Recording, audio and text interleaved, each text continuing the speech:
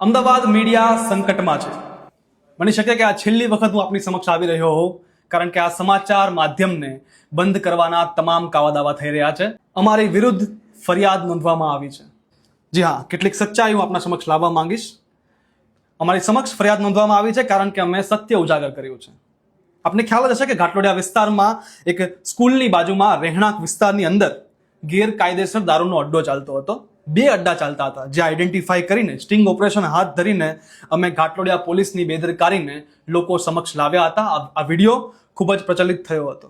ત્યારબાદ ઘાટલોડિયાના તત્કાલીન police inspector JS કંડોરિયાને તાત્કાલિક ધોરણે બેદરકારી બદલ ફરજ પરથી નિષ્કાસિત કરવામાં આવ્યા અને વસ્ત્રાપુર પોલીસ સ્ટેશનના પોલીસ ઇન્સ્પેક્ટર લખમણભાઈ લાખાભાઈ ચાવડાને ટેમ્પરરી ઇન્ચાર્જ નિયુક્ત કરવામાં આવ્યા ઘાટલોડિયા પોલીસ સ્ટેશનના.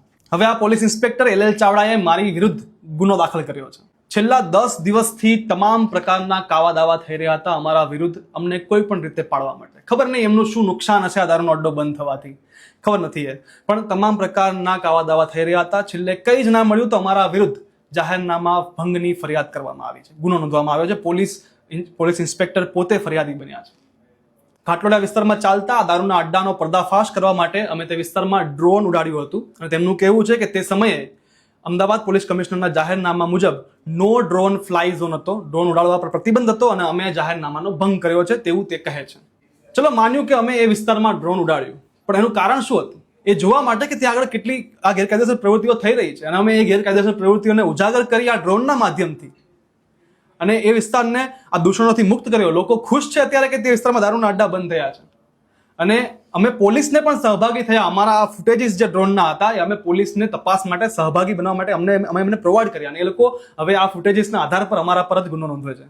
ફરી કહીશ કે અમારું ઇન્ટેન્શન પ્યોર હતું, એક જનહિતનું ઇન્ટેન્શન હતું, દેશહિતનું ઇન્ટેન્શન હતું કે આ પ્રકારના દૂષણો બંધ થાય એના માટે અમે આ ડ્રોન ઉડાડ્યું હતું. અને હવે બીજી એક ખૂબ જ ઇન્ટરેસ્ટિંગ વસ્તુ કહું તમને, ખૂબ જ ઇન્ટરેસ્ટિંગ. એમને ગુનો નોંધ્યો છે જાહેરનામા ભંગનો. હવે આ જાહેરનામું છે Ahmedabad police commissioner GS Malik દ્વારા જાહેર કરવામાં આવેલું. 19 જૂન 2025ના રોજ જાહેર કરાયું હતું ને આ જાહેરનામાની અવધિ 2 મહિનાની હતી. આ જાહેરનામા મુજબ એવું કહેવું છે કે ગુજરાતની પશ્ચિમી સરહદે કેટલાક હુમલા થઈ રહ્યા છે, જેના કારણે અહીંયા આગળ જે પાસાઓને ધ્યાનમાં રાખીને અહીંયા આગળ દેશ વિરોધી સંગઠનો, આતંકવાદીઓ અને ભાંગ ફોડિયા તત્વો આ હુમલાનો લાભ લઈને રિમોટ સંચાલિત વિમાન દ્વારા કોઈ પણ ગેરલાભ લઈ શકે છે અને દેશને નુકસાન પહોંચાડી શકે છે. એમનું કહેવું છે કે અમે આ જાહેરનામાનો ભંગ કર્યો છે, પરંતુ આ જાહેરનામામાં આદેશ છે, પોલીસ કમિશનરનો આદેશ છે કે લોકોને આ જાહેરનામું સહેલાઈથી દેખી શકે તે માટે દરેક જગ્યાએ નકલ ચોંટાડો. અમદાવાદ શહેર પોલીસના તમામ સોશિયલ મીડિયા અકાઉન્ટ્સ પર, સ્થાનિક વર્તમાનપત્રોમાં, આકાશવાણી અને દૂરદર્શન કેન્દ્રોમાં બહોળી પ્રસિદ્ધિ કરવી.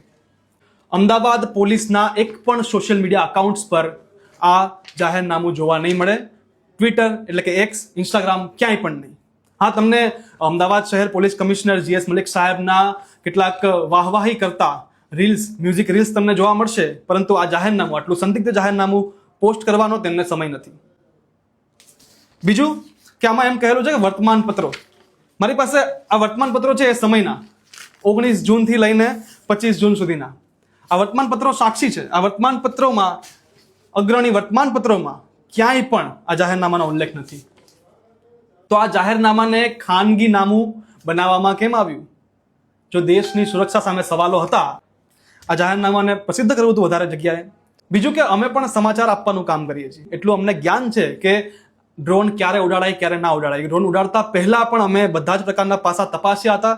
અમે બધી જ જગ્યાએ તપાસ કરી હતી કે આ બાબતનું કોઈ જાહેરનામું છે કે નહીં, પણ અમારા ધ્યાનમાં આ જાહેરનામું ક્યાંય પણ આવ્યું નથી અને એનાથી અવગત થઈને અમારે ડ્રોન ફ્લાય કર્યું. એ પણ જનહિત માટે, એક સારા કાર્ય માટે અમારે ડ્રોન ફ્લાય કરેલું હતું અને એક દૂષણને ઉજાગર કર્યું છે. તમે નહીં માનો, એક પ્લેટફોર્મ છે X, ટ્વિટર, તેનું એક AI છે ગ્રોક. જ્યારે ગ્રોકને પૂછવામાં આવ્યું ને આ જાહેરનામા વિશે, તો આટલા પાવરફુલ AI ને પણ આ જાહેરનામા વિશે નથી ખબર.